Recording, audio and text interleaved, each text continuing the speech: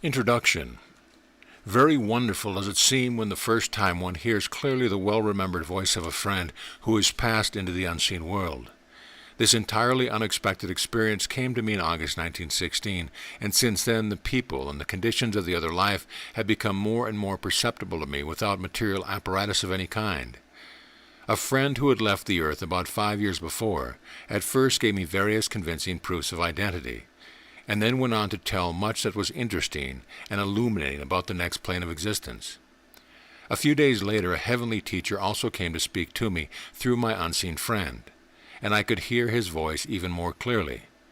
Afterwards he visited us every Sunday evening, and as he spoke, word by word, sentence by sentence, in perfect sequence of thought, I said it aloud, and my husband took it down in shorthand. Some of these addresses are to be found in the second part of this little book. I felt from the very first perfectly normal, not losing consciousness in any way, but I could not guess what the next word would be until I heard of it. "We just give you one word at a time, and then wait to see if you have grasped it," said my friend. The voice seemed to speak not to my outer ear, but to my soul ear, and I heard every intonation of it, suiting the nature of the thought, tender, grave, encouraging, hopeful, joyous. Every human emotion that is true and beautiful seemed expressed in tones more musical than any outward voice could reach. The teacher told me that before long I should also see him, without any effort on my part to develop clairvoyance. This promise was fulfilled a few months later. I was walking alone by the sea, when in one sudden flash I saw a tall figure beside me, clad in shining raiment that looked like moonlight, and with a face so wonderfully calm and beautiful that I could not forget it. I saw silver sandals upon the feet, and then the vision faded, but I again heard the now well-known voice. After this I often saw him, usually when not expecting to do so.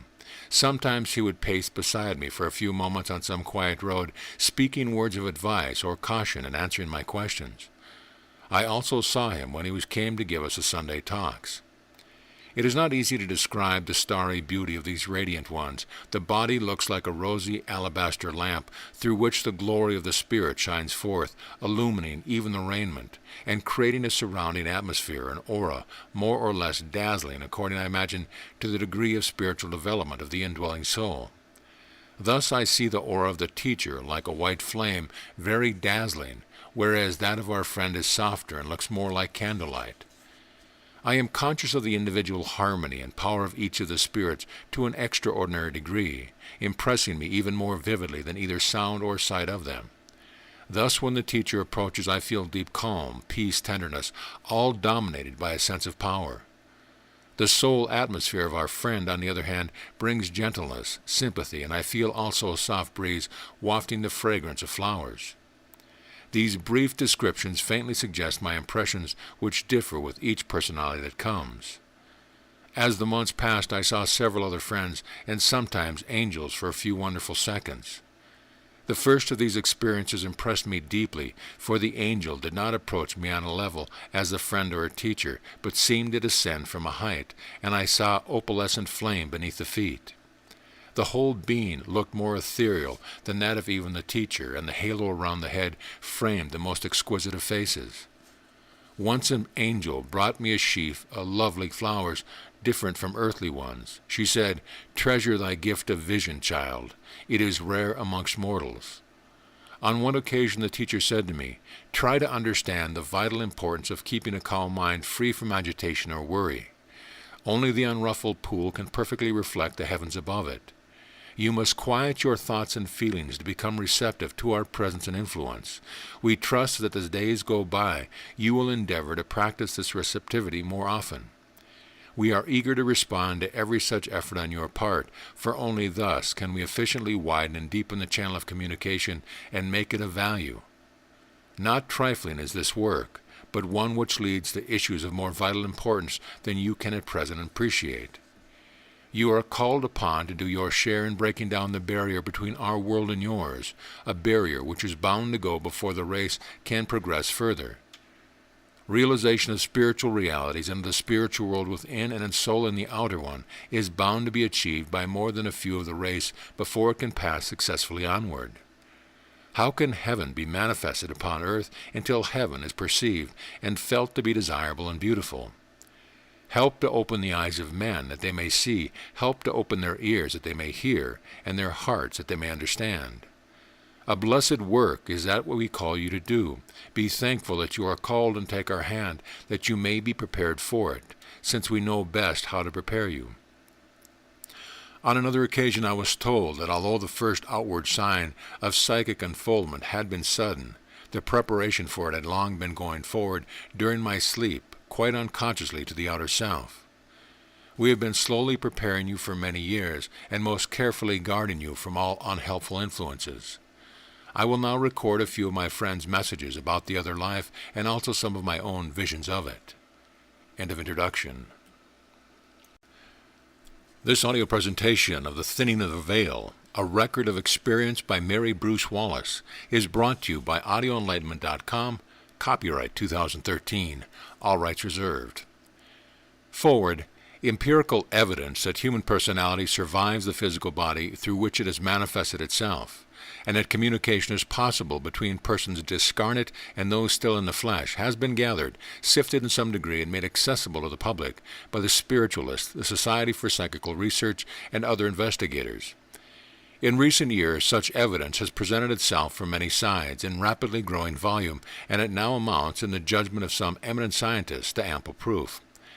At any rate, no theory hitherto suggested short of the spiritualist one is reconcilable with all the relevant facts of well-authenticated experience.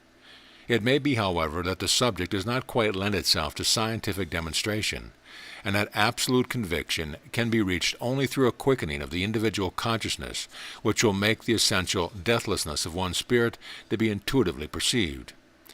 Such a quickening was part of the illumination that the late R.M. Buck described in his book, Cosmic Consciousness, and that the more orthodox Christians would probably identify with the baptism of the Holy Ghost.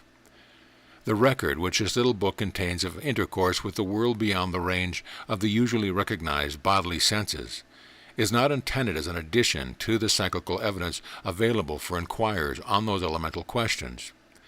A critic that is unconvinced with regard to them will probably remain skeptical after reading this book. He will readily suppose that what my wife thinks she hears and sees through newly unfolded interior faculties only wells up from some deep reservoir of memory and spring of imagination, and that when it seems to her an objective perception, her subconscious mind is just playing her a trick. But to those who are in the best position to form an opinion concerning her experiences, no such hypothesis appears adequate.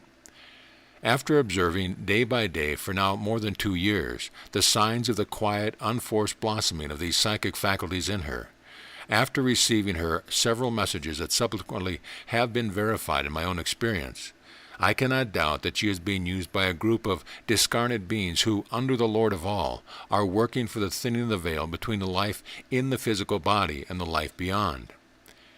Nor have I been the only convinced witness of and gainer by my wife's psychic development. It was during a visit that she paid to her father and mother and sister in August 1916 that her psychic sensitiveness first revealed itself. Since then, whenever they have visited us, or she them, they have joined with her in her daily meetings with heavenly visitants. Each of her 2 brothers has also been present on 2 of the 3 occasions, in rare cases just 3 times, with the consent of her guides beyond the veil. Friends outside the family circle have likewise been admitted. And all these relatives and friends have through her got communications that have been to them distinctly helpful and quite relevant to their respective difficulties and needs. The cumulative, convincing effect of such experiences could, however, scarcely be conveyed to strangers. Some of our dearest relatives, deceased, have, so we believe, visited us and spoken to us, responding thus to a call mediated through the spirit friend, who was the first to make himself audible to my wife. It is, of course, a great and solemn delight to come once more into conscious touch with them, and learn how they have fared and what they have been doing since their transition. But of this kind of satisfaction we are not permitted to seek a very frequent experience. Not all discarnate human beings have as their mission to continue cooperating with those who have left behind on the material plane. Most of them have elsewhere lessons to learn and good work to do, from which it would not do well to divert them. Besides, those best qualified to instruct us here and lead us on the upward way are less likely to be found among those who belonged when on earth to our own or our parents' generation, and were in closest association with us, than among those who, through an ampler experience both on this and the other side of death, are further evolved. The gain to earth dwellers would be small, perhaps. Instead of a gain, there might be added confusion and waste of time, if an extension of psychic development among them resulted merely in their maintaining or resuming communication with deceased relatives and friends, little, if at all, wiser than themselves. But there would be great gain if closer intercourse could be opened up with the masters of wisdom and love, the spirits of just men made perfect. In reading such a book as this, one should of course take into account that there are limitations on the part of the sensitive through whom it has come. What passes through the sensitive minds, the subconscious and conscious, from however pure and lofty a source, may be in some degree shaped and colored by the thought molds and emotional channels that are the only ones available there. Heavenly teachers may have much to tell and show, which as yet they cannot pass distinctly and completely through an organism such as ours. But these communications through my wife, whatever their imperfections may be, have made the spiritual world more real to a few who have heard them, and it is hoped that this selection from them may be of use likewise to a wider circle. Communion, even with saints and angels, if this be possible for us, is no substitute for communion with the universal power, infinitely more personal, in whom we all, whether in the body or out of it, live and move and have our being. The influence exerted by, say, a St. Thomas Kempis or a Brother Lawrence, a St. Catherine of Siena, a Samuel Rutherford or a Francis Ridley Havergal, while on earth, would not tend to distract any companion's attention from the highest, but would rather lead to a more earnest practice of the presence of God.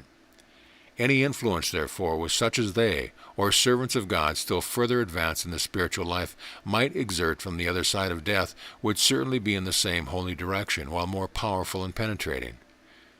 Precious is intercourse with those on earth who are morally and spiritually ahead of us, still more so is fellowship with those ministering spirits, who from higher planes are seeking to help us into the will of God as instruments of righteousness and love unto Him. Such fellowship is what is to be hoped for from the thinning of the veil. J. Bruce Wallace, October 1918. The Thinning of the Veil, Part 1. Some of the communications from our friend. Work on our behalf. I have long been trying to develop the faculty of communication, but I have not had much faculty for it, and so have only acquired it with immense difficulty. I feel I can help you for a while, and my teacher confirms this. For the present, I am still to work for the earth, and you must help me to accomplish it more perfectly if you can. How wonderful that I and many others are trying to conquer death. The breaking down of the barrier is to be the next great work for the world of men, and we can accomplish it only by their prayerful and active cooperation. We are trying to get the earth folk to realize that it is possible to lift the veil now, or to see through it. But the whole world is so immersed in outside thoughts that it must learn to deepen its consciousness before we can give it all the light possible. Do try to attain a calm attitude of mind and feel the deeper things more constantly. Keep rising out of the earth mist, lightly like a bird, without strain, into your native atmosphere. The veil is thinning fast now, and will thin still faster for the souls who are conscious of what we are seeking to do. Even a day or two later you may receive light that you could not get today. But the war atmosphere on the earth at the present time is very disturbing, producing a mist so dense and stifling that we can scarcely bear to descend into it. The descent means suffering for us. It is most important that you should keep your own mental and emotional atmosphere clear and calm, free from all worry or agitation. All the more evolved spirits undertake their most serious work during a time analogous to your night. It is then that a great many streams of influence are sent forth by them beneficially upon the human beings still on the earth. In the night we are able to gather in consciously more power from divine sources and to pass it on immediately to the souls who need it. This night work is very powerful for the upliftment of mankind. Man has to realize that all power comes from within and is never generated from without. Great reforms will be accomplished more speedily when these inner forces are brought into activity. When with clairvoyant vision, during the sleep of the body, you actually have seen the stream of energy going forth from thought and feeling, you will immeasurably be helped by this perception to use that power. What you consciously learn during sleep, you can practice during your normal working consciousness. Whenever anyone is really endeavoring to help another for good, there are guides and helpers ready to be of service. They gather around all healers of mind and body. They are the ones who will bring into the new day for which we are watching with such eagerness, painful eagerness, I might say. We are anxious to train the earth souls to work without drawing upon us.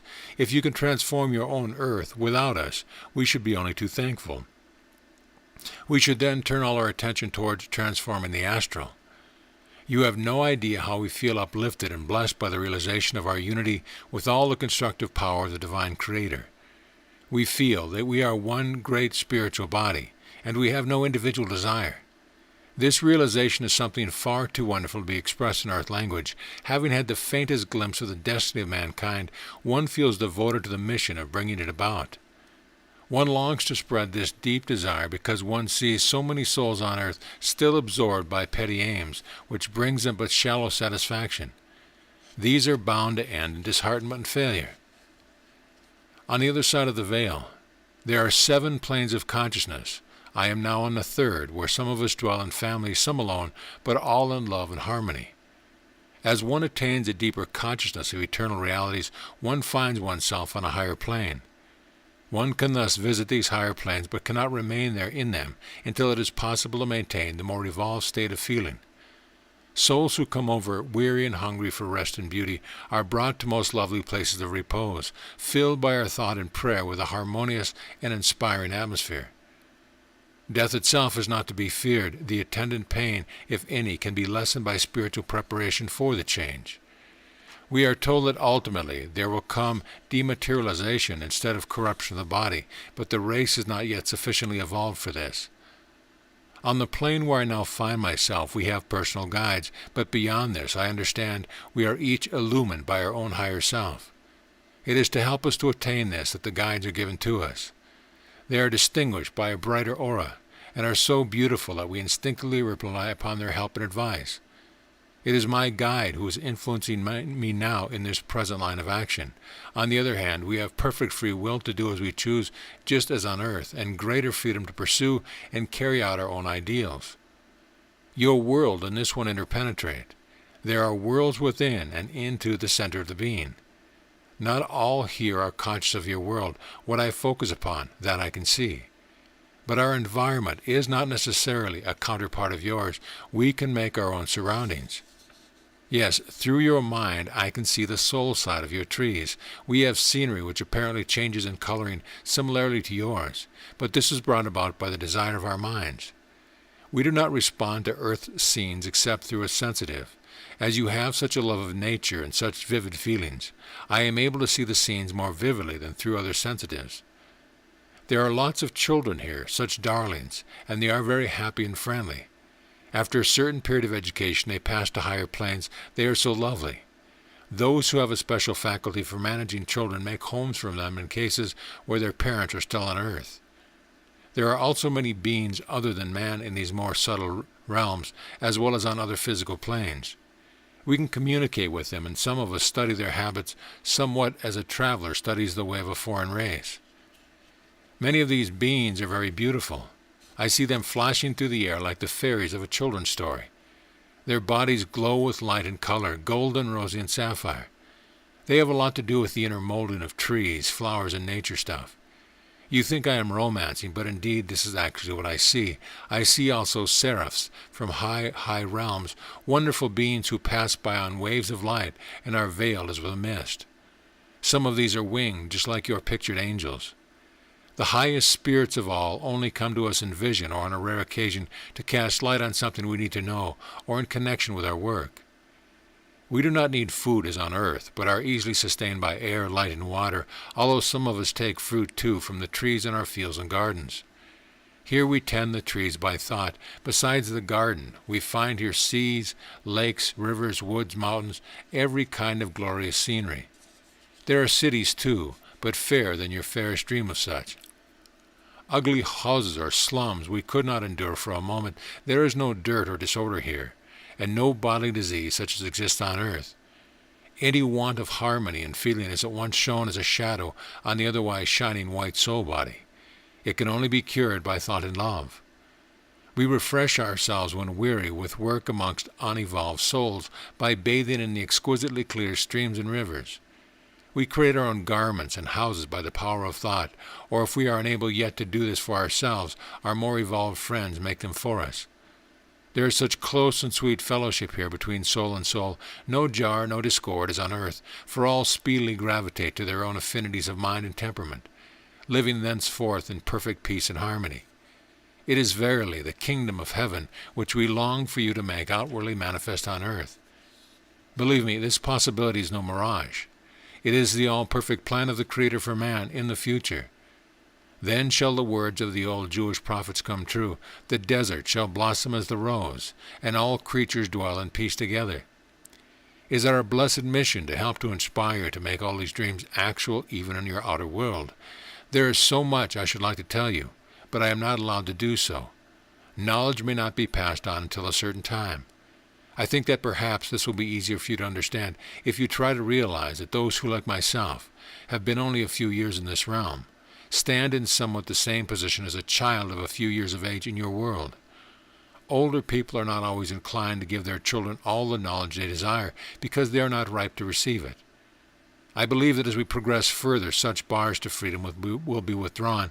The case is not quite analogous to earth conditions, since so many of the higher beings have been here far longer than the oldest of your saints and teachers on earth. Masters are saints who can enter the outer world on active service. Angels are quite beyond evolution on your earth. They are beings of a different order altogether. They have had their evolution on another chain of planets, and they simply came into our sphere in order to help us forward. They do not abide with us. Angels are visitors from higher realms. Saints are the perfected of humanity. They send out their illuminating and inspiring influence to the active members who are teachers.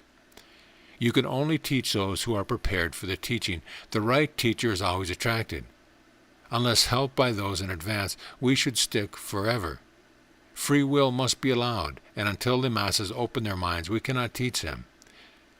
I think you will be interested to hear about some works I am doing here just now. I am busy making houses and gardens, lovely resting places for tired souls crossing over from the earth. They all need houses, of course, and do not understand at first how to construct their own. Here on the third plane we create by our thoughts. Thus I made my own house and garden just by thinking. It requires strong thoughts to build strongly, otherwise the things created will be flimsy. I take great pains to make these homes for folk very sweet and attractive, beautiful in every sense of the word, and harmonious in atmosphere, for that is the most important part of the work. One must establish in each home a keynote of joy, peace, and harmony, so that the people who dwell there may feel uplifted, soothed, and strengthened. It is really heavenly work for which some of us are better suited than others, and so we are asked to do it. One must have certain qualities of soul as well as of mind to be fitted for this creative work. A restful and joyous state of feeling, for instance, is essential. Rejoicing is active blessedness of mind which carries intense help to others. One needs also constructive ability, sense of order, a vivid imagination, and so forth.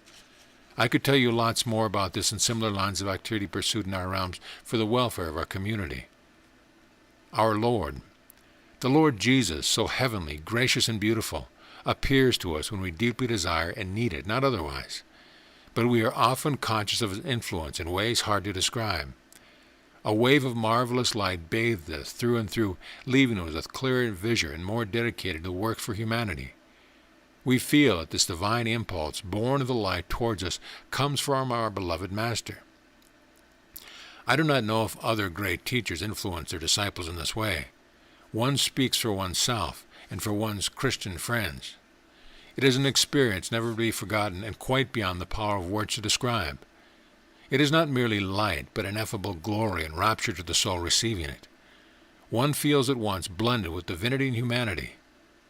It is not thought here that the Lord Jesus will again appear in earthly form. His life on earth was as 100 lives in influence and intensity. He works now in the more subtle realms, but his teaching has never been really practiced by the many on earth, only by the rare souls. and we feel the day must come when it will be universally lived, since we know of none higher. Very lofty spirits are now on their way to earth, or already developing physical instruments there for the perfecting of Jesus' work, interpreting his message anew to mankind, so bound by priestcraft and tradition. This will be the return of Christ in spirit to the world. I gather this from some of the most advanced teachers who come to us from still higher realms. One such will come to a group of us, and we will listen with rapt attention, after a previous preparation of silent dedication. Practical counsel. In any emergency on the outer life, the first intuition of the soul as to what to do is usually the correct one. This is an impulse received from either the higher self or an outward heavenly source. Reason is often inclined to overrule the intuition of the soul, but it is intuition that guides one most unerringly in all the vicissitudes of life. What clouds of useless anxiety and care we see in most people's life, using our brain and nervous energy, weakening physical health, and casting despairing shadows on those whom the soul is associated. The listening ear is that which we are eager to cultivate in every individual who is willing to learn. I should like you to give this message when possible to the world, as we feel it to be a most vital one that will be of great value in a time of reconstruction. The only road to success is through the attainment of a calm and joyous mind. A calm and joyous mind, free from worry and care, is the golden key that unlocks the doors of infinite possibility. There will be many opportunities when the war is over, but few people to make the most of them. Urge all you can reach who understand the message to get ready for service. Much can be done by way of preparation that will be found of inestimable value for the race when the time comes for outer work. By the very intensity of their anguish, many souls will be impelled to an earnestness of purpose that they would not otherwise have felt, and in this way the war will bring forth a blessing. From behind the shadows will come the sunshine, but we must have workers when the time comes for the reconstruction of the world. If you can help people to prepare and get ready yourself, it will be of immense value. Keep serene. Tranquility of soul is a great spiritual asset and a mark of concealed power. Still waters flow deep. Yours are at present too turbulent. Keep calm. Keep peace and restfulness in your open heart. This is the best attitude of mind to help mankind at the present time. One soul with sufficient light and knowledge can do more to help the world than 100 without it, battling into the darkness. Have no trace of doubt or fear, but follow this high guidance confidently, for it comes from heavenly teachers far beyond me in wisdom and vision. They have told me all that they told you, and it will be an immense joy and privilege to me to be the means of approach between you and a needed moment. I am able for myself, whilst my soul body is in a trance, to rest in an inner space and there obtain fresh illumination for my own path. I am as a child beside these high presences, and their dazzling auras sometimes almost blind me. I need only turn my thoughts toward my teacher to get inspiration from him, but it must be a demanding thought. The same with you. If you strongly demand and at the same time are calmly receptive, nothing must come in between these two states of mind, no confusion of earthly thoughts. Wait patiently for the full answer.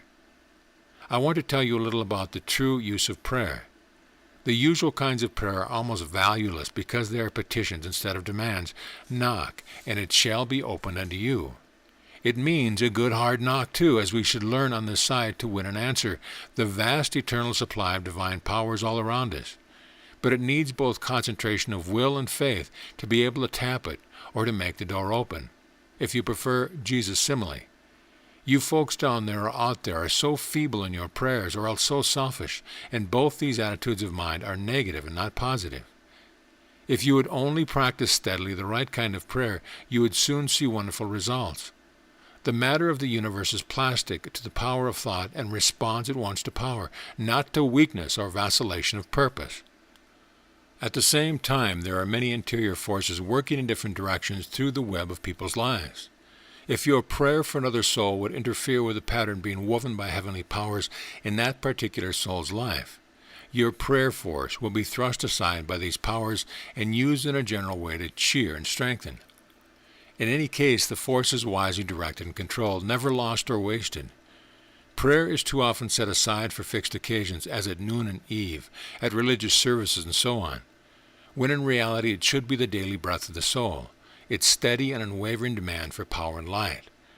Prayer really should imply both the demand and the response. It is the attitude of the soul that, having drawn forth the underlying divine prayer, now rests consciously upon it and accomplishes all tasks with a sense of inherent divinity. Work, then, would be a joy instead of a labor, and would be done with ease instead of with strain. There is no sense of labor about the operations of nature. All is accomplished steadily and with few exceptions restfully. It is only man who labors painfully. Some day he will learn a lesson, and girded consciously with divine power and wisdom, will do wondrous work without difficulty. Visions. I have had two distinct types of visions, symbolic or glimpses into the beyond. Of the first kind, one of the most vivid was that of a Greek chariot drawn by two white horses plunging through a dark valley. They were tossing their heads and racing wildly with loosened reins and no charioteer. The teacher who stood beside me said, "Behold the nations of the earth, uncontrolled, plunging headlong into chaos." I saw a vast darkened plain covered with broken pillars of fallen building and fragments of masonry. It seemed to reach for many miles, but beyond gleamed a long line of hills and distant country, golden in sunshine. The teacher drew himself very upright, a little characteristic way he was, and said, "Thou seest the end of the eon, the fall of the present civilization and its institutions. Beyond this scene of chaos is an era of light and beauty." I was sitting among the sandhills when I perceived the teacher standing near me. He said, "Heed not the voices of the world, little daughter, but all times and upon every question heed the inner voice of the Spirit. Steady thy feet on the rock of spiritual understanding." I saw his feet resting on a snow-white rock. They seemed surrounded by white light. "Now take this golden ball," he said, and to my great astonishment he held out a shining golden globe about as large as a child's toy balloon. I could just hold it with both hands. "Is it heavy?" he asked. "Almost too heavy for me to hold," I said. He took it and tossed it into the air, where it flew away on two little shiny wings. "What does this mean?" I asked. Man unaided cannot hold the ball of divine wisdom, spiritual understanding. Neither can he pass the treasure to others. He must rely upon divine power to create for his treasure wings wherein it may easily fly to other souls. Continually thus must it be passed from one to another, for resting with one soul alone, even spiritual truth becometh a dead weight. Do not send it forth heedlessly, but through divine institution speed the ball in the right direction. In other words, service must always follow illumination. He then turned to my friend who was listening and said, "Explain this to her more fully." My friend said, "The teacher was reminding you of the need for calling upon divine power before passing on truth that you have received. They must be shared with others, but wisely. He was also testing your psychic vision by that little symbolic episode. You stood the test well, seeing quite clearly. I'm so glad." On another occasion, when my power of vision was again being tested, I was shown the inner being of the rocks. "Behold these rocks," said the teacher, "instinct with life are they, and respond to us immediately." He touched one lightly, and it glowed like molten gold. He touched a second, and it shone white as moonlight. Another, and it was rosy. "See how the soul of the rock changeth her garment to greet us, smileth upon us, if you will. I speak in symbol. All life is manifold. He touched the sea pinks, and I saw them in the aura of light. Through the soul of all things floweth the light of the Creator. Perceive this. Perceive me. I turned and saw his tall figure flaming with light as the sunset, and on the forehead a seven-rayed star of all colors. Knowledge cometh slowly to the human brain, and still more slowly doth wisdom dawn. In all thy thoughts and doings endeavor to be wise, resting upon that perfect wisdom that beats within the heart of the universe. To be clearly conscious of this is to be wise beyond the sons of man. Gird thyself with power immortal, not with power mortal to attain. Consider my words. Rest upon the immortal power as upon a rock, rather than upon the frail flower of human understanding. I will now give one or two of the other types of vision, vis-a-vis glimpses into the new world.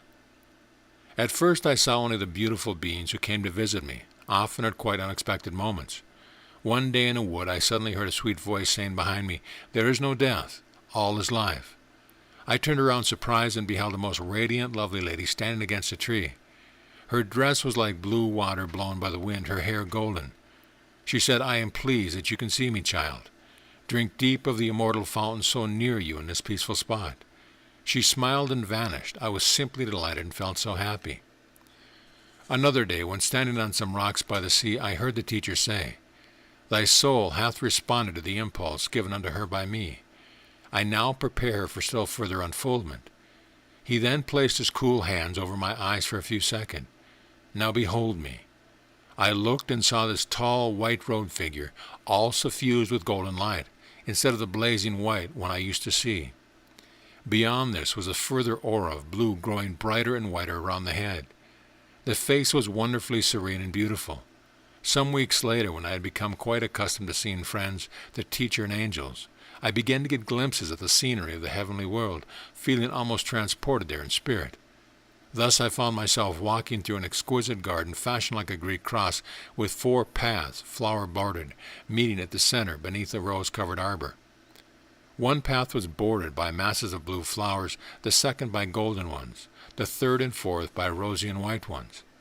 I stood at the center and gazed with joy down each avenue of color, and was then told that the flowers possessed greater influence when thus arranged.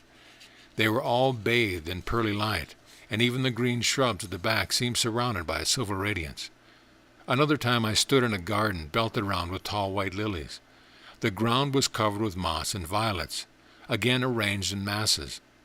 I saw a tree with white bell-shaped blossoms of a kind unknown to me, and these seemed to shed downward rays of fragrant light. There was a broad stream flowing by, and I distinctly saw white clouds reflected in it, and the images of bright birds that were passing overhead.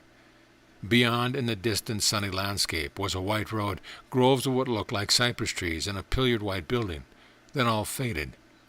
I can never at will call up such scenes, or see the fair beings, neither can I imagine what they are going to say to me. The scene suddenly reveals itself, as if a curtain were lifted from it. When standing upon a bare and lonely moor in the winter, the teacher came to me and said, "Let the stillness of this moorland steal over your soul. Let the beauty of our inner world reveal itself unto you." I then beheld in a flash the soul side of the moor, literally clothed with color, rich pink and purple in masses, all glowing and glistening with a kind of ethereal radiance. No bare patches, no peat holes, but all one blaze of light and color, wave after wave of it, so dazzling that I felt as if I could not have borne the sight for more than a moment. Then the teacher said to me, "The inner soul side of the earth is always beautiful, and it is the soul of beauty in nature that is forever seeking to break through and to transform the ugliness and chaos created by man.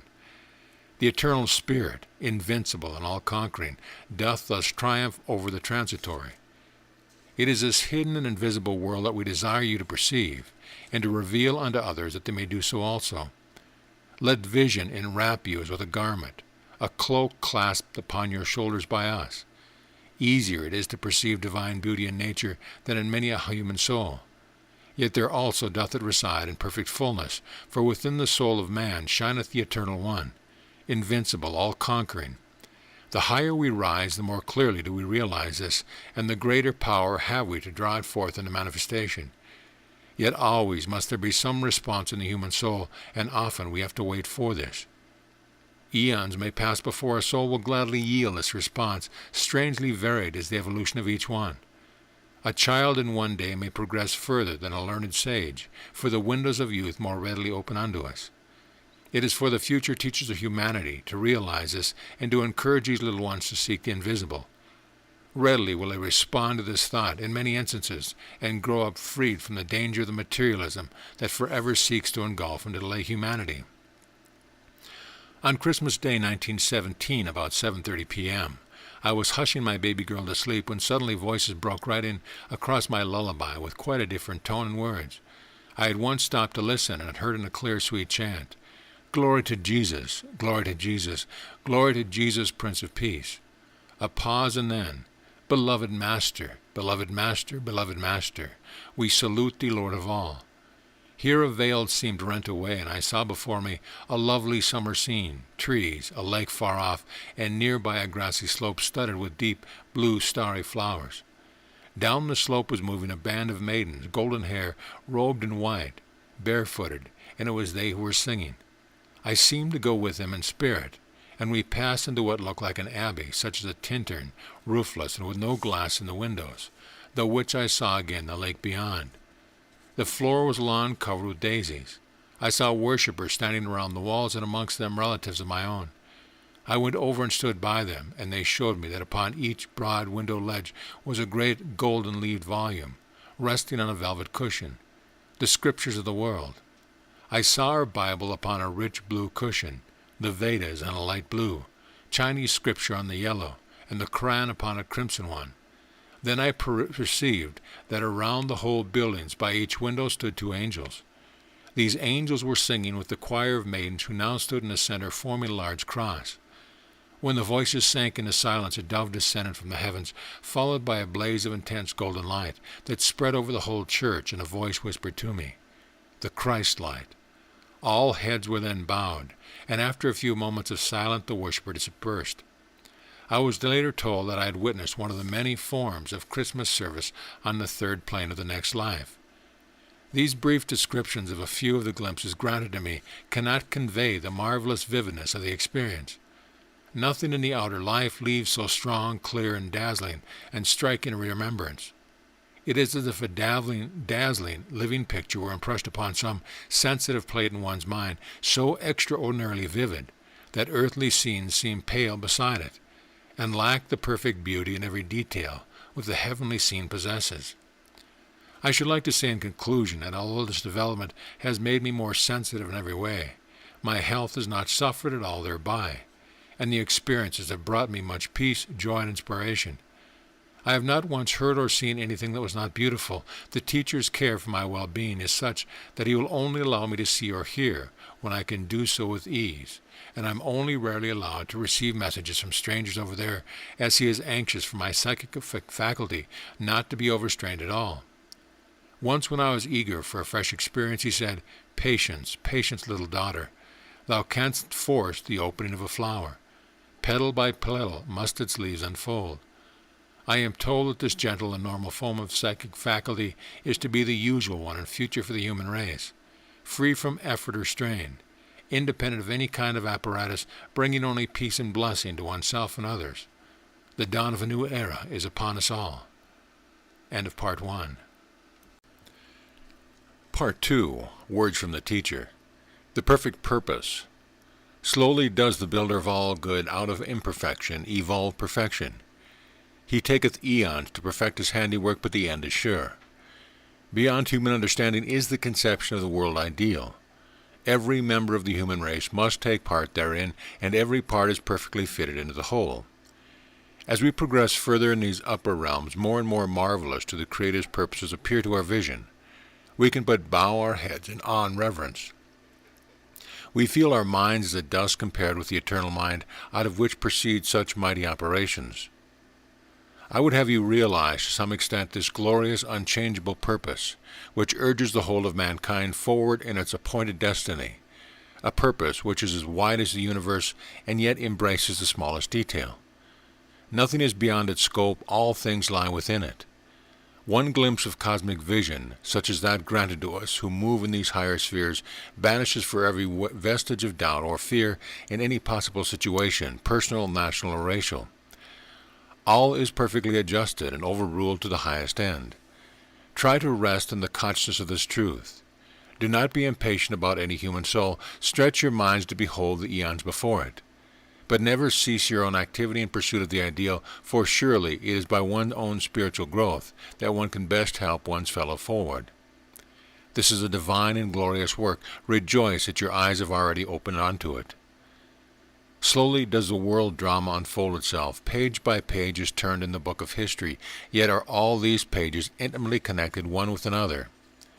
To those who have eyes to see, there is a sequence, a thread binding the whole together. Impossible to judge the entire book by one page, impossible for you to judge the effect of the war upon your nation at the present moment. Long will it be before the results thereof are made apparent. Unexpected will many of them be to the world, but not so to us, who know the currents and who perceive the influence at work behind the scenes. We see whither events are tending, although we are not always able to prophesy details accurately. The large things that come are destined, unescapable. These may man not pass by. He is bound to undergo them, bound to receive certain harvests of its actions, good and ill. These often appear to him undeserved, extraordinary, cruel, or on the other hand far beyond his deserts. He does not realize the threads which bring to people the circumstance and events of the present, nor does he realize that much harvest may be held over for reaping in future incarnations. It is thus impossible to judge either a nation or an individual from the human standpoint, as you cannot see either the past or the future, but only the very short limit of the present span upon earth. Could you but behold things from a higher vantage point, you would be amazed at the justice and mercy with which destiny is overruled and ordered. Not only the destiny of a nation, but the destiny of the humblest soul therein. Not only the destiny of a king or a prophet, but of the poorest savage or the most unmitigated scoundrel in the darkest slum. Every life is carefully watched and helped whenever possible. However slowly the soul climbs in its earliest stages, the watchers and helpers never lose patience. This is because they are always permitted to glimpse forward along the destiny of the particular soul whom they are permitted to guide. They may not see the supreme goal, but they have, as I say, a glimpse of some portion of the coming mission of that earthbound being. And it is this that enables them to realize that he is, like all the rest, a child of God, upheld and sustained, assured by the divine Creator himself of his ultimate spiritual triumph. All of us are indeed sure of two things. One, that we are intimately in communion both with the Creator and with the soul whom we are guiding. Two, that we are therefore enabled to bring inspiration and light to these little ones in the form most adapted to their need, preparing the spiritual food, so to say, in such a way that they can digest and assimilate it.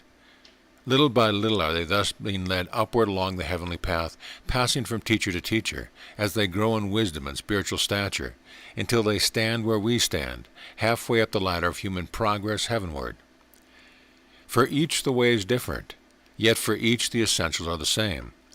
The same ideals and essence are set before one and all, just as all need the same atmosphere to breathe in order to live. So all need to grow more and more fully in the attainment of the supreme and dominant virtue of the Creator, namely love, wisdom, and truth.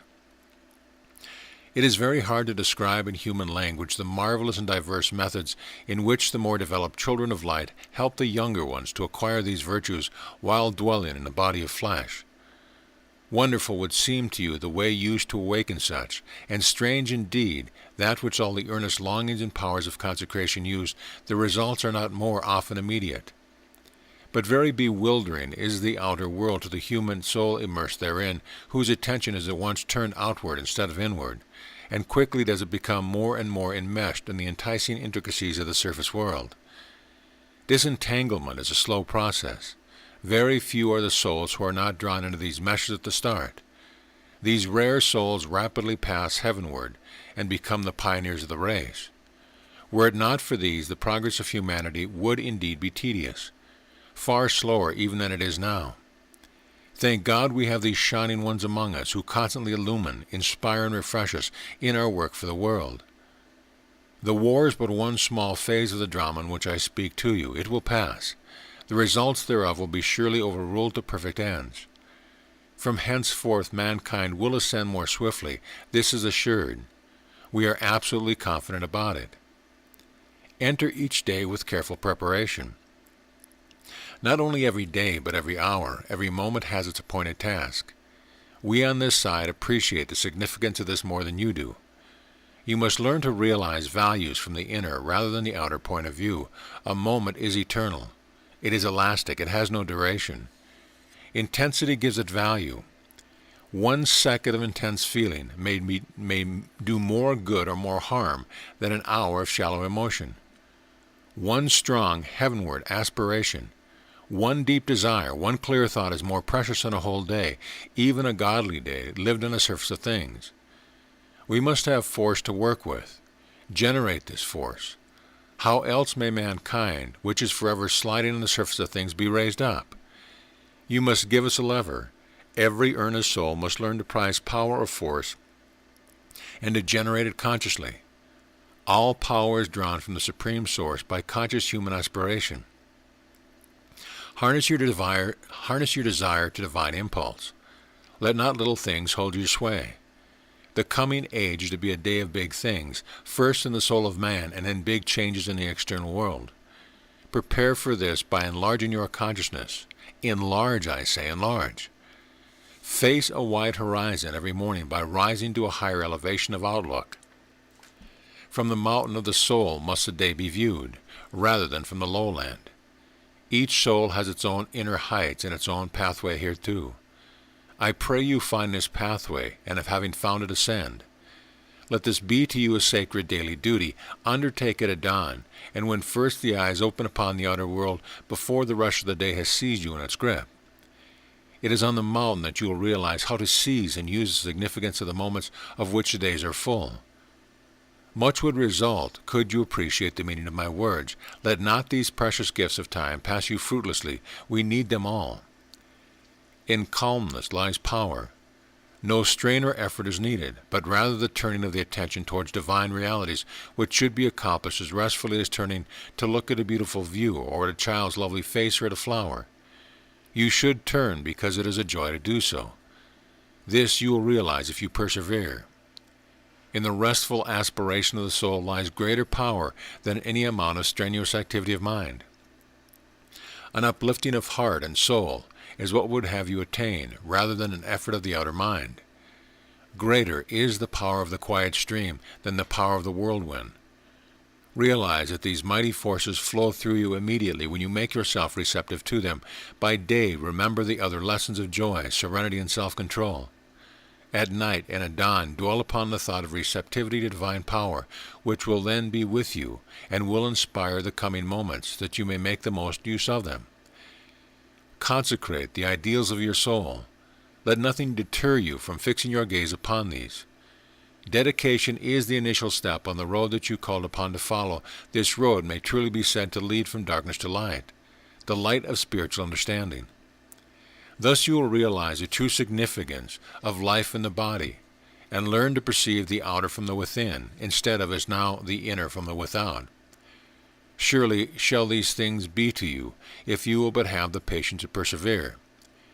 Few there are who realize this ideal while still in the flesh, but in the coming days many must attain to it, if mankind was to ascend more quickly than heretofore. All who desire and pray for this ascent are being pressed into the service. This is the way to a deeper spiritual life. I cannot sufficiently appraise to you the value and significance of such work. The radiance of the inner life of even one soul upon the earth who has been perfectly realized what I mean contributes to illumine and clear the dark atmosphere of world thought. More powerful is such influence for the uplifting of the race than much outward action. Thought is a greater power than spoken word or outward deed. These limit it rather than express it fully. By thought shall the world be purged. Only through a purged and purified atmosphere may the ideals of the inner realms be outwardly manifested on the earth. My friends, I would have you realize how easy it is to tap the wellspring of divine power. You are apt to feel that these are hard to reach, or that you have not the power to do so, but in reality they lie within your own heart, at your very door, so to say. You need nothing but the faith to stretch out your hand and to take this living water. Drink it not on rare occasions, but as your daily refreshment. Draw upon the water of life each day for your every need of soul and of mind and of body. You will accomplish this by faith added by imagination. The divine fount of healing and of inspiration is constantly beside every human soul. Constantly refresh yourself, not once but many times a day. Dwell in thought upon these things only, that they are a real moment. Pass over others as lightly as a bird touches water with its wings. Thus shall you stand within in the peace, rather than without in the tumult. Rule the without from the within. You can do far more than you know simply by the power of thought, which is the greatest force in the universe. Thought is the framework upon which all outward things are constructed. Through this alone was the world created, and all that moves therein. As we rise in the scale of evolution, it becomes more and more clear to us. Realize your divine power. Use it with thankfulness and awe. To our view, the life on earth is indeed one of conflict for all earnest souls who desire to progress swiftly on the upward road. But I would have you understand that this conflict is not necessarily sorrowful. It can and should be essentially joyous, a heroic mastery over circumstances whereof the soul should always feel itself king. We will help you to achieve that which you would otherwise find impossible, showing you how to create anew the whole fabric of your thought and circumstance. The great fault we have to find with much of the work attempted by man is that it is not sufficiently inspired and prepared for from within. Prepare at length in the inner for speedy activity in the outer. As the body prepares for sleep each night, holy should the thoughts be. This is of vital importance to the soul. Always at night remember to lay aside all the cares of the day, all thoughts of outward matter, all anxiety of fear. Cast these off as you would a garment. Lie down to sleep in perfect peace, realizing that you are beneath the divine care, folded in the heavenly love and beauty. Blessed is the soul that can thus thrust itself to the infinite power each night. This preparation will surround you with light and inspiration during the hours of sleep. More readily shall be able to influence and prepare you for the coming day. Make a firmer spiritual preparation for the day, both while robing and whilst taking the first meal. Sacred and wonderful, pregnant with power these first hours of the day, when the soul, refreshed from bodily sleep, and by its increase of vital energy from the unseen, starts once again upon its daily journey. Go forward, serenely conscious of divine power sustain you at all times. Then the light will shine through every cloud that crosses your pathway. Children of light are troubled by no outward storm. Swiftly does it recede through them. No outward agitation need alarm the soul that is centered in serenity. The soul createth her own atmosphere, therefore her sky need never be gray. The world cataclysm. The responsibility for the world cataclysm rests with man. Man doth produce his own chaos and cosmos. A choice is daily offered to him afresh. Every soul that lifts its consciousness to the realities beyond the strife is helping the forces of light that will ultimately prevail. The work here is overwhelming, largely because such multitudes of soul who have passed over during these last years of war are not at home here yet. Their chief interest is still upon the earth. This is usually so in case of a sudden passing, particularly when under tragic circumstances. We have the greatest difficulty in arousing such soul to any degree of interest in the life here. They are constantly wishing for the past, either because of the interest of a remembered career or else, and this is the strongest influence, owing to their great desire to be again with loved ones left on earth. Many of these souls we are seeking to enroll in our great campaign for thinning the veils, and we find that this is the work which attracts them when all others fail. However, even here we are hindered by the fact that only a very small number are fitted for this particular work. I cannot describe to you the immense complexities with which workers are faced with regard to these human problems. It is like seeking to move one who will not go forward and cannot go back. When I tell you that there are hundreds of thousands in this condition, you will perhaps appreciate a little of our almost superhuman task. Until we have dealt with this vast problem satisfactorily, we do not feel inclined to undertake any other work. The work connected with the earth is for the moment retarded. It was not realized that there would be such stupendous difficulties caused by the human race rushing into our realms in such countless numbers, though we have been preparing for this event for a very long time past. I cannot say at present when we shall issue from these difficulties. We are one and all deeply immersed in them. I speak not only for myself and of those who are cooperating with me, but of thousands of such groups who hope to come later into more direct contact with the earth in order to uplift and purify the human race. Meanwhile, do all that you can to help us by your earnest prayer for these thousands of miserable ones. Could you but see them in their agony and desolation, you would indeed feel a longing to be of assistance. It was to obtain fresh help that I went to that other planet as before described. I was successful, being able to bring a large number of spiritual beings who had ascended into their own heaven, but were perfectly ready to come hither with me. We are doing everything in our own power to hasten forward the vast masses on our earth soul, blocking the avenues between the spheres. We expect very unusual psychic experiences during the months that come after the return of the warriors, not for you alone, but for others also who are being similarly prepared and awakened. There will be a great leap forward in the psychic condition of the race, which once the carnage is seized, much hidden work that has been going on will then bear fruit. We look forward to the coming time with great rejoicing. We are getting on faster now with our work amongst the sorrowing souls in the darkness of despair. Our brotherhood has organized the movement of which I told you before, by which relatives on our side have been enabled to come in closer touch with those newly deceased. Avenues of light have been made between the third realm and the borderland in which we are at work. These have been created largely by the thought power of the masters, who felt that some great effort of this kind was essential if the present chaos was to be overcome. I need not again refer to these conditions of which I spoke to you, except to say that the darkness is being penetrated by light from the beyond, so that multitudes of these unhappy victims of the world's mania are now pressing forward instead of drawing back, and are entering the higher realms championed by their friends who come to meet them and by us. There is still a great deal to be done, but we are much relieved and very thankful to those higher ones through whom we have obtained the necessary help to organize this new campaign. As one of the masters, I speak of power and light which we have received from a source higher than ourselves, and through which we can accomplish that which we desire to do. The effects of this will be far-reaching. It is somewhat as if a veil were rent between the third realm and the borderland, so that there will not again be this waiting in the darkness which has been the fate of so many passing over in doubt or distress of mind.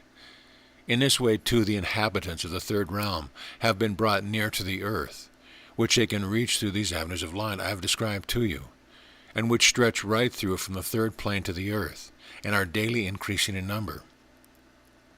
Each master is endeavoring to create one such avenue, which we trust will be a high road for the future. This work will have a decided effect in the thinning of that still denser veil between the borderland and your earth, about which we have so many times spoken to you. All blessed work, be thankful that you are one of those cooperating with us in it. I thank you too. In perfect tranquility and restfulness receive my words. I desire that you should all remain very calm indeed during the coming months, allowing nothing to agitate you either from without or within. This is necessary because outside world conditions will be extremely chaotic, leading to all kinds of confusion, causing distressing vibration, which it is important that you should, one and all, be able to withstand. You must remember that every atmospheric disturbance of the state of society in which you live tends to affect the human soul in greater or lesser degree, according to the sensitiveness of the individual.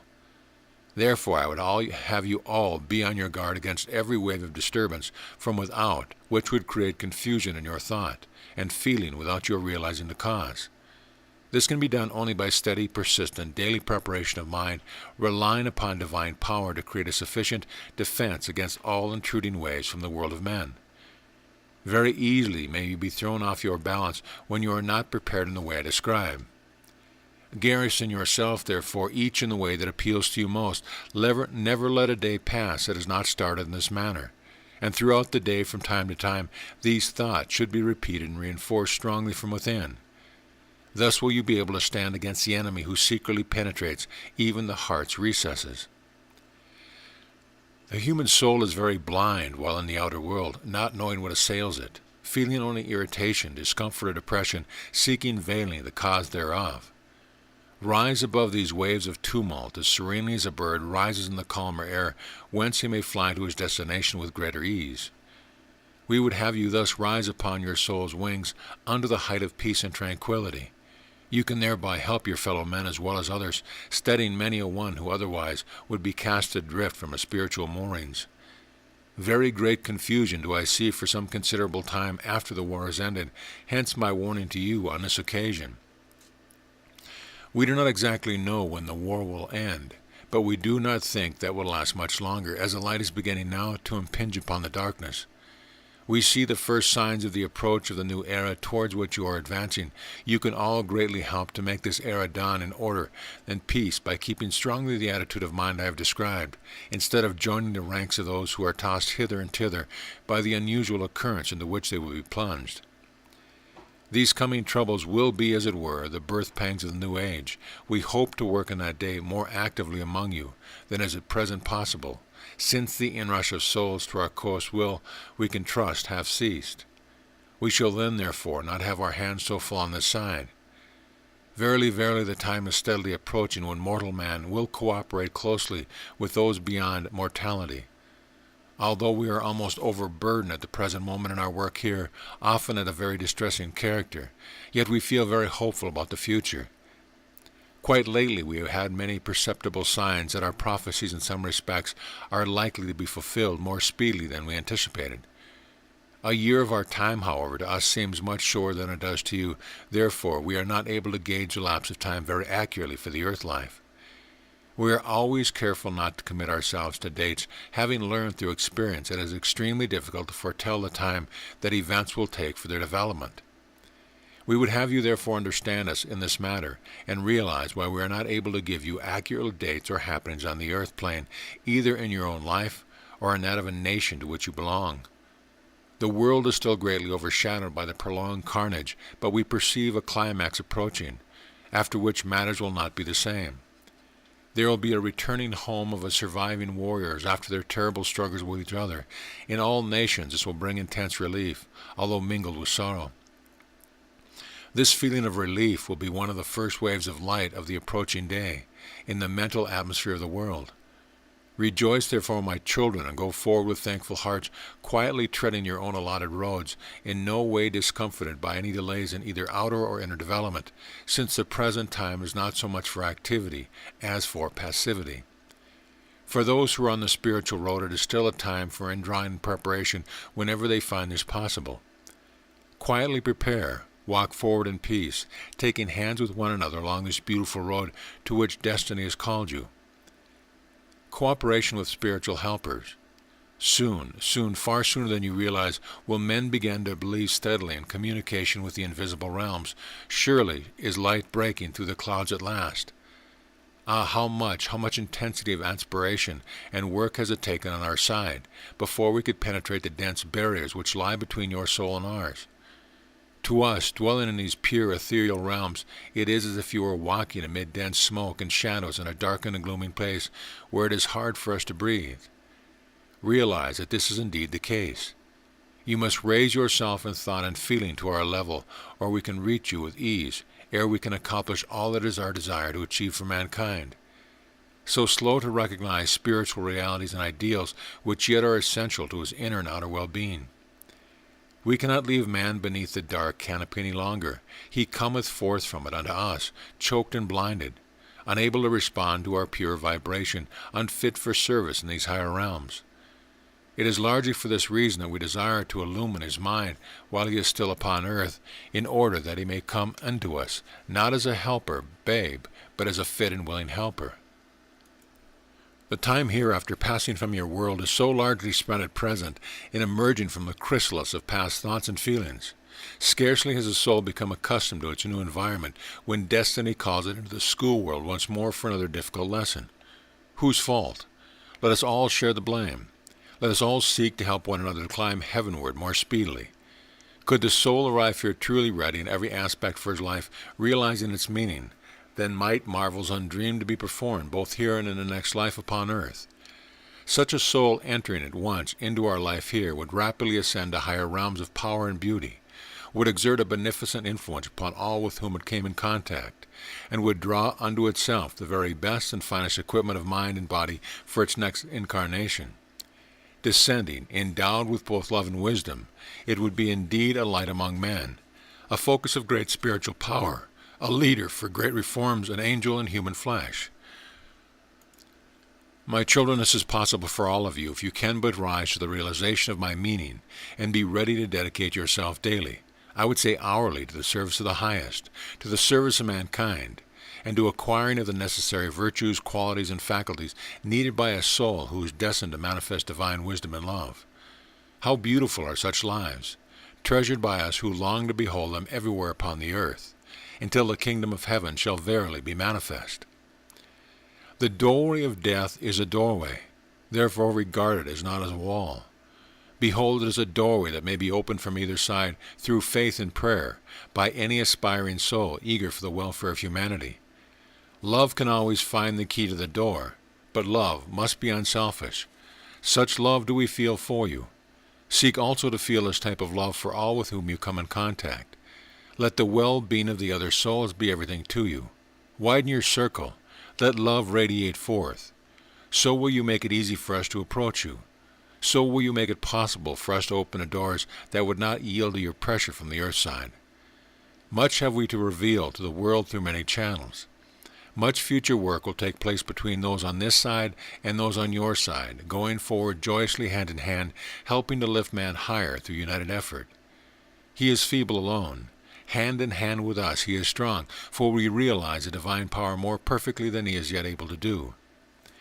Gradually the beauty and significance of the sweet cooperation between the souls that have passed on and those loved ones still journeying upon the earth will be felt. And thankfulness and praise to the divine Creator for this blessed privilege will take the place of doubt, fear, criticism.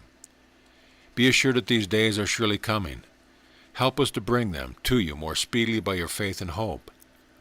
Unite with us in thought daily, taking our hands along the outward road, treading always with a sense of inner life and of the ideals to which we are all pressing forward.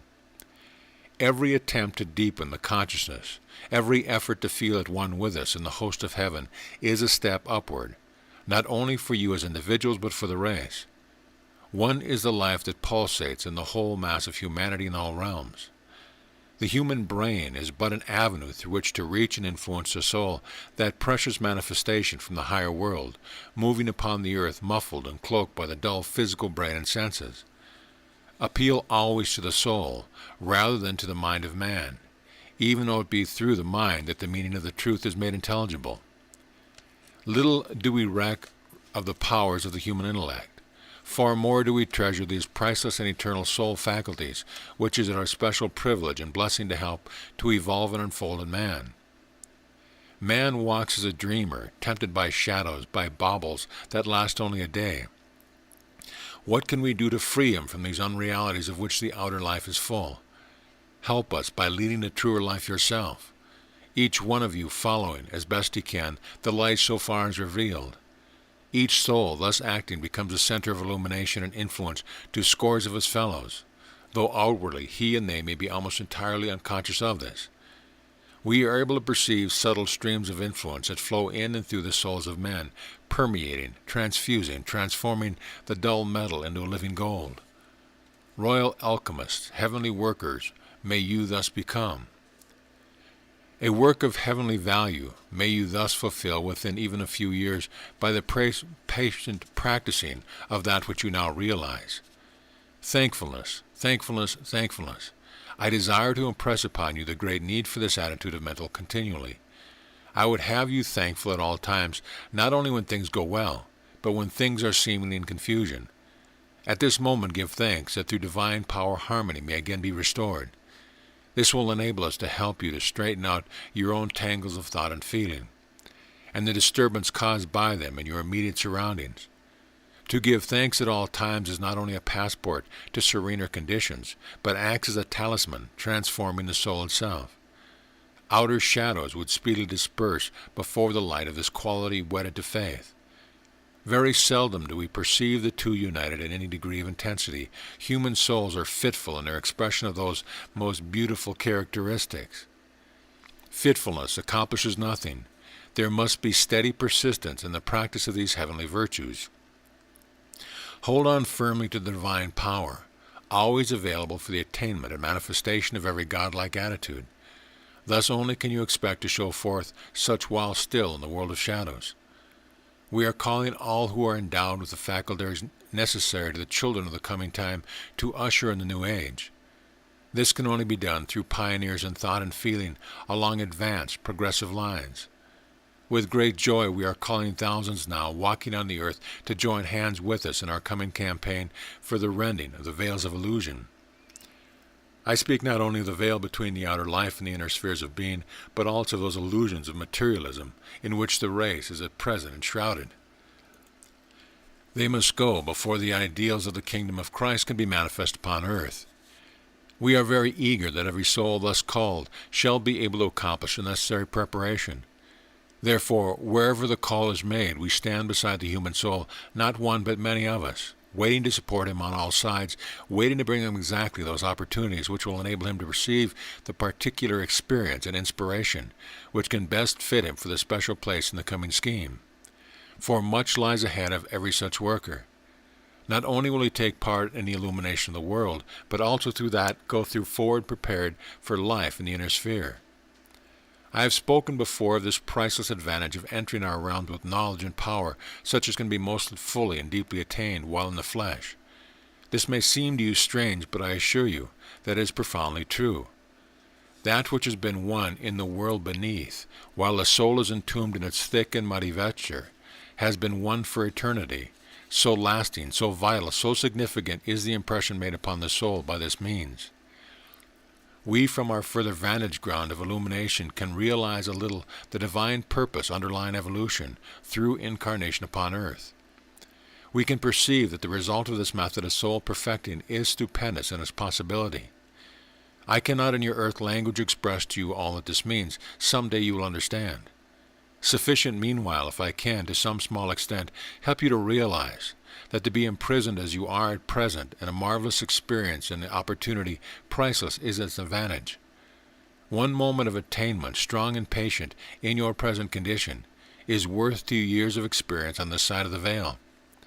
Therefore I beg of you to live deeply, to appreciate this rich privilege, travel far in your spiritual attainment while you are still upon earth. In a brief space of time, as it seems to you, may mighty changes be wrought in your character, changes which can bring you from the position of an inefficient worker to that of a server of humanity, whose every thought ennobles, sweetens, and upraises all of which it comes into contact. Joy profound awaits him who is able, even in a small degree, to respond faithfully to this call. Unite with me in prayer for the human race, so that the spiritual quickening may be universal and progress rapid. The call will come to every soul to rise in the degree to which it can respond. Not only the few, but the whole race must the call come. As the sunlight touched alike all varied personalities in a crowd of people walking in some open part, so will the light of the heavenly illumination strike upon each human soul. The intensity of the outpouring will be the same for every one. Yet only those who can strongly quicken, who are sufficiently evolved to apprehend and realize the call of the Creator and respond to it. In thousands of different degrees will they do so. As never before will each one be held by us, no longer separated so rigidly by the veils that have existed heretofore between the seen and the unseen spheres of existence. The time is but short before signs of this coming awakening will be perceived everywhere by those who are on the outlook for such. To the eye of spirit, these impulses and aspirations towards the more spiritual life are very perceptible. Even to the eye of flesh they will soon become so. Everywhere do we perceive, even in these early days of our campaign, the first fruits of our endeavor. Therefore, do we go forward full of hope. We are by no means cast down by the shadows that oppress earnest souls who have not our eyes of clear vision to perceive the inner workings of truth. Never despair, therefore, for great is the hope for the morrow. Press forward with us in the joy and thankfulness that you are awake to the realization of all that is to be through the cooperation of man with, if you will, Superman. We stand together, united in ideal, fellow workers for the salvation of the race from sin and despair, preventing by this great effort the deeper plunge into materialism which would otherwise have taken place. That moment of danger is now mercifully past, we trust forever. The ark of ascent do we behold for each and all henceforward, thanks be unto God. Only those who are able to ascend in consciousness to our level can be easily reached in direct communication.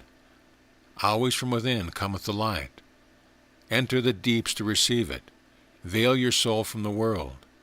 To behold the inner glory, the eye must be turned hitherforward. Ascend the mountain tops with us. Let never the day star wane without this having been accomplished for at least some period of each day. Walk high in every personal thought and feeling. This is the only way in which to become fitted for helping one's fellow man. In the upper air alone can sure inspiration be received for the daily road, light obtained whereby one may surely guide oneself and one's fellow. Leave the morrow to unfold itself surely according to the divine plan. Afar the light gleameth. In that morning of the new era will all those be called together who are sufficiently prepared to take hands with us in the coming heavenly work for the uplifting of the race. Now is a time for preparation, deep and thorough. The hour will strike in due course when the workers will be called forth, each to his or her allotted task. See to it that you are ready when the call comes. Our chosen ones must be able to take hands with each of us with ease, else will the labor be thwarted or accomplished ill. Perfect work requireth a perfect tool as can be fashioned. The heavenly Creator fashioneth each and all of his children thus, bringing in due course to perfection. First in one respect, then in another, does each soul become equipped. And as each set of faculties ripen, each is used for the work most suited for it, pending the time when the perfected human being can use all. Sure and beautiful stretches the road sunward before each child of man. Let each but realize this and go forward in the consciousness of divine light upon his face and being, wrapping him in a glory of which he may become aware by simply uplifting and unfolding his soul to the heavenly radiance. O my children, awake and unfold yourselves, that you may walk no longer in darkness or in twilight, but in the glorious noontide, possible for every one at any stage of evolution, where consciousness can be illumined sufficiently from on high. The lowliest child of earth may behold the hidden glory, the tranquil mind, the loving heart, the eye of faith. Only these are needed, but to a supreme degree rarely found in mortals, though quite possible of attainment by consecration of purpose, and sufficiently earnest spiritual desire and aspiration. In the days to come will thousands walk where none tread, only a few. Be ye leaders along these heavenly ways. Send my message to whom you will, wheresoever it may comfort or inspire. The evening hour is the most useful for meditation. People should prepare themselves for sleep sacredly, religiously, by striking a deep chord. This will launch the soul out into the infinite upon a strong current, attracting great power. All that most souls expect from sleep is a quieting of the outer senses, repose and bodily recuperation, whereas they should regard themselves as starting upon a voyage into the unknown, and should look for a new chapter of experience during the time of sleep. Heavenly ones approach any soul that shows a sign of being prepared to assimilate thoughts from our side. They stand ready, waiting to be of assistance, conferring with each other how best to influence the soul while loosened from its bodily form in its state of trance. There is consultation as how soon it will be possible to waken him therefrom to participate actively with us on our side.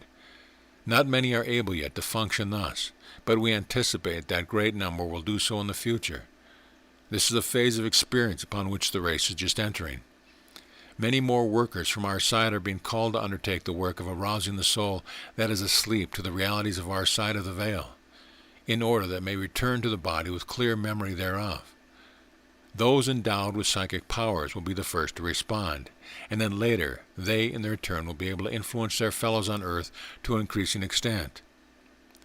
Being on the same level of development and still connected with the body by day, they will be able to influence sleepers more efficiently than we could do.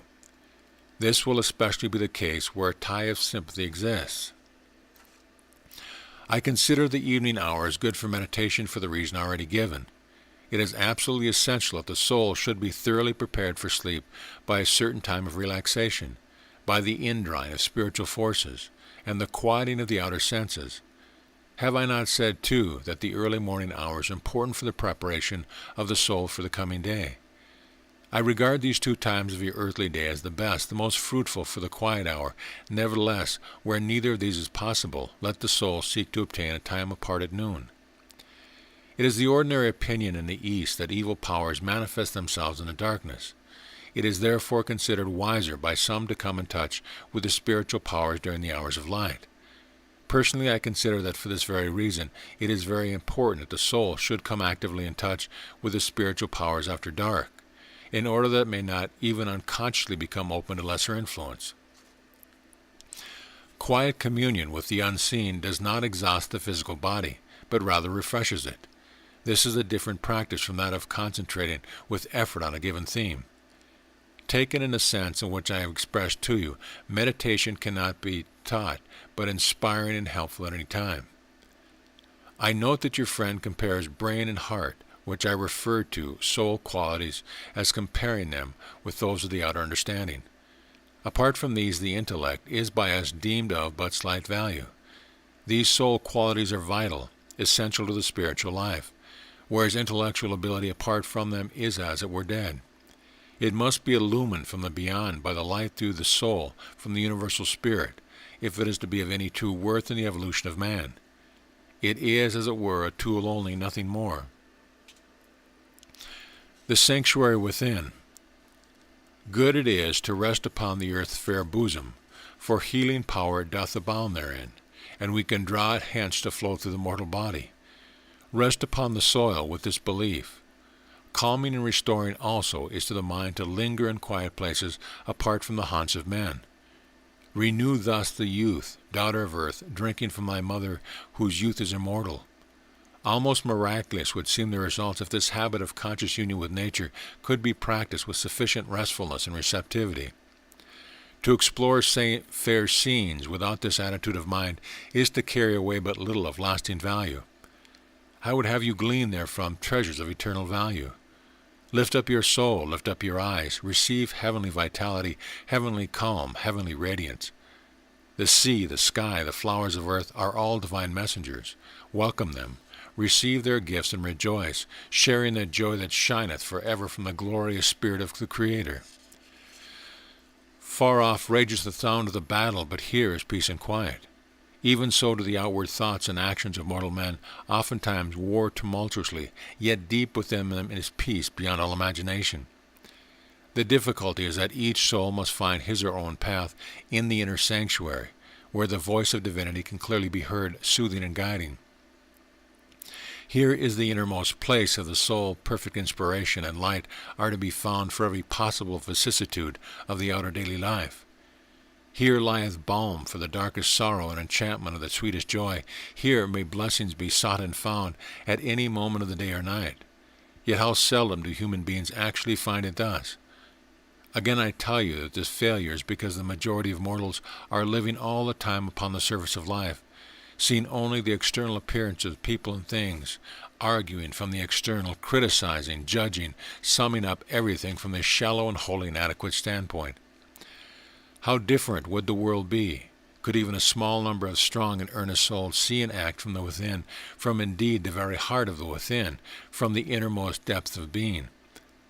Not behind the mind does the sanctuary lie, not through the intellect is the pathway thereto found. It lieth rather behind the heart of man, the soul. Difficult it is to find a human word that will quite express my meaning. Through feeling rather than through thought is the pathway found. Therefore may the humblest, the most uneducated person reach this haven of refuge. Beautiful are the ways of the Creator, enabling even those of his children who have apparently had least advantage to share the true riches available thus for all. Besides such wealth as is to be found only in the inner hidden treasury, the outer riches of the world are indeed but dross. Even the achievements of science are not so vital to the welfare, the progress of the race, as are the treasures of the innermost sanctuary, brought forth and shared by one human being with another. This fact we realize more on our side.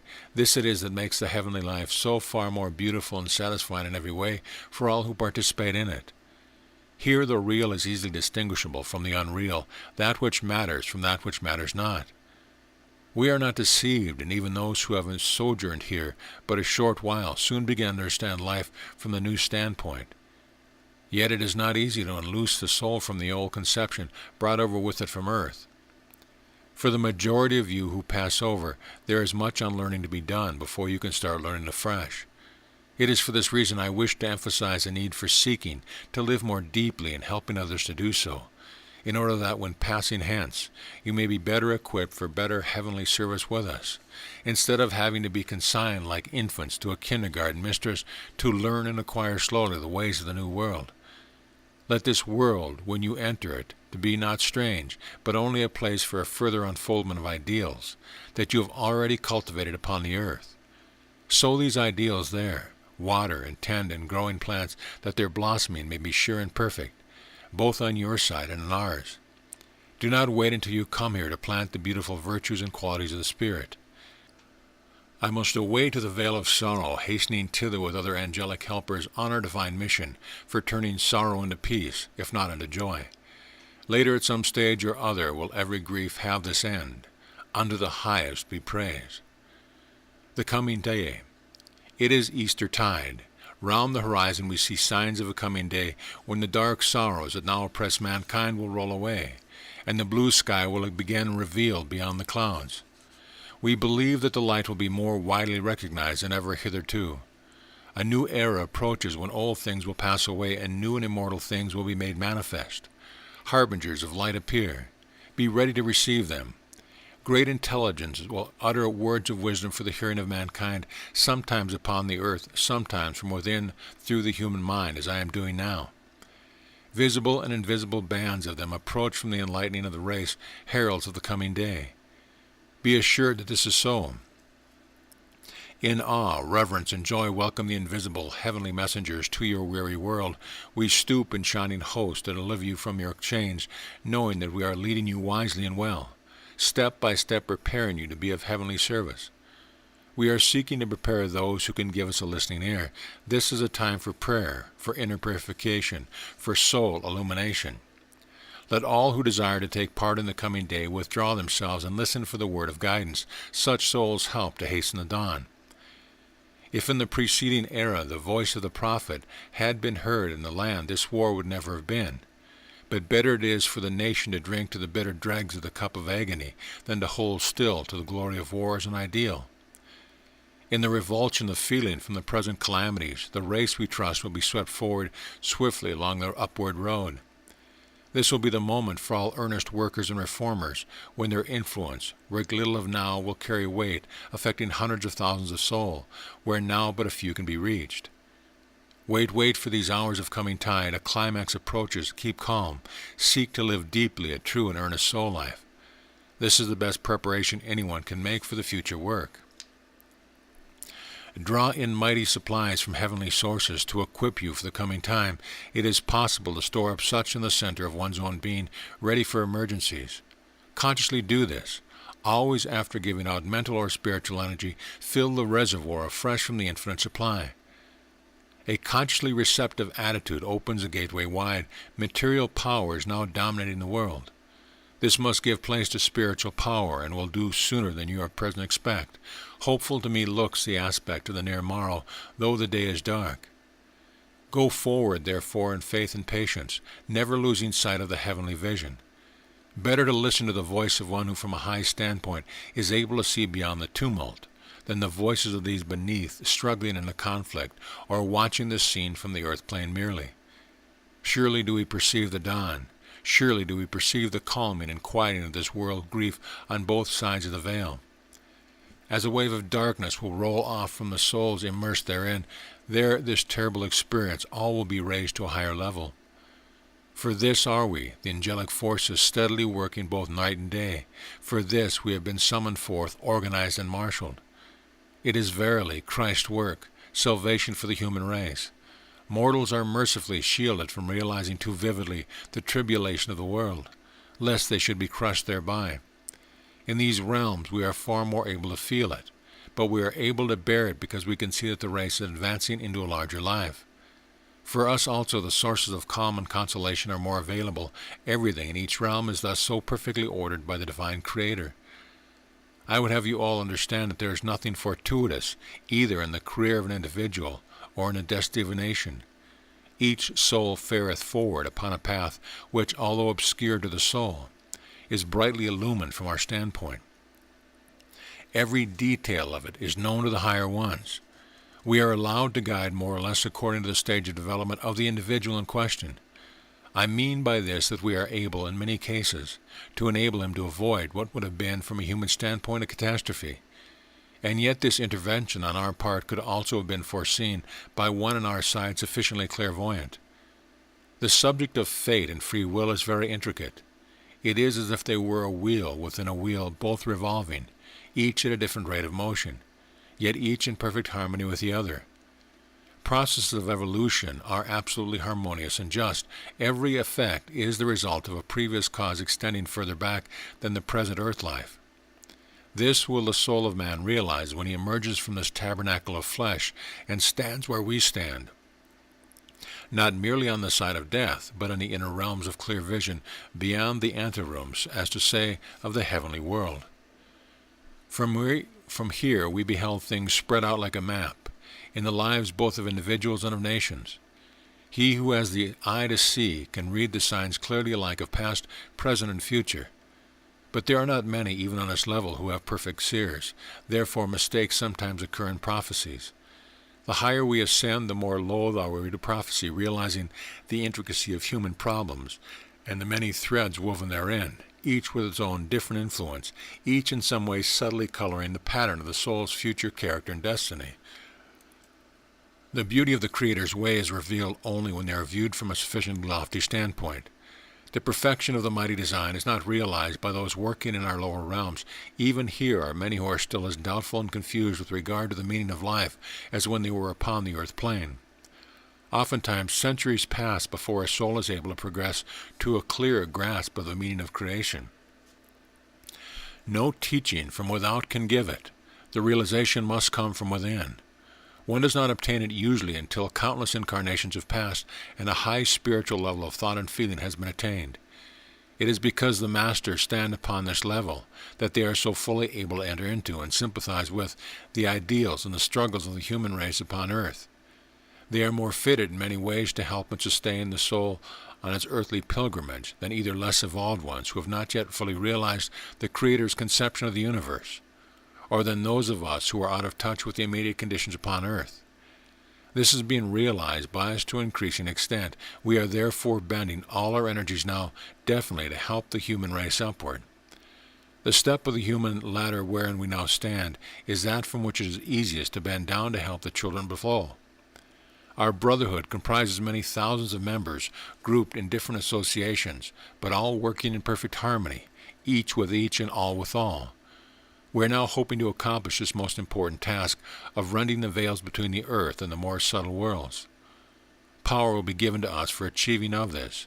When we have accomplished this task and brought mankind to a higher level, we shall proceed further in our own evolution. In the meantime, many of us are descending to earth in order to accomplish our purpose more fully, since we shall then burst the veil by communicating with each other, each surrounded by his own group of disciples. Power from the earth side, as well as from our realms, must be much stronger than it is at present. This is the reason why many of us are on the point of incarnating again during the coming era of peace and progress in the outer world. The result of this will be, we trust, a very rapid development of the human race in a leap forward from darkness into light. Since we are all under the leadership of the Lord Christ, His Word is in our hearts, and this is that we shall manifest in whatever place or time, here or there. Behold with thankfulness the dawn of a new age. Take hands with us, that you may be able to fulfill your part in helping us in our glorious and heavenly work. Remember always that your true home is here, and not beneath in the realm of shadows.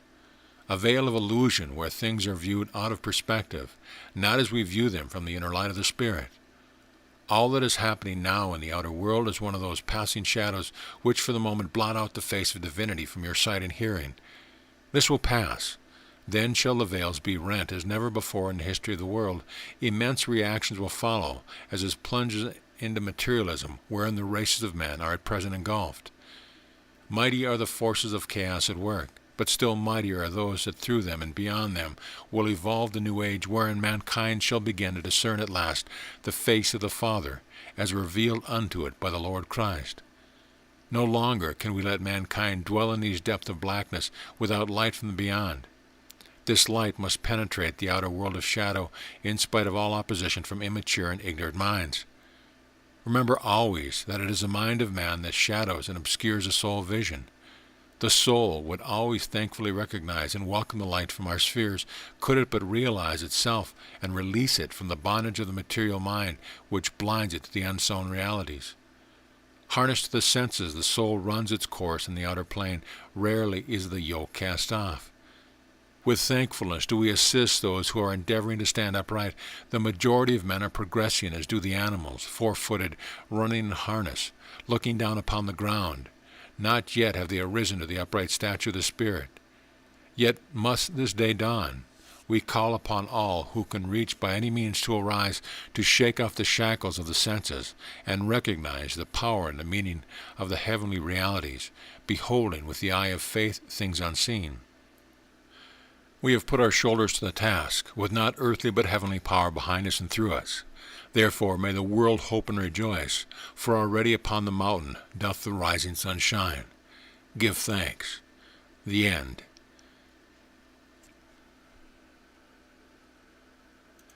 This audio presentation of The Thinning of the Veil has been brought to you by AudioEnlightenment.com. Copyright 2013. All rights reserved.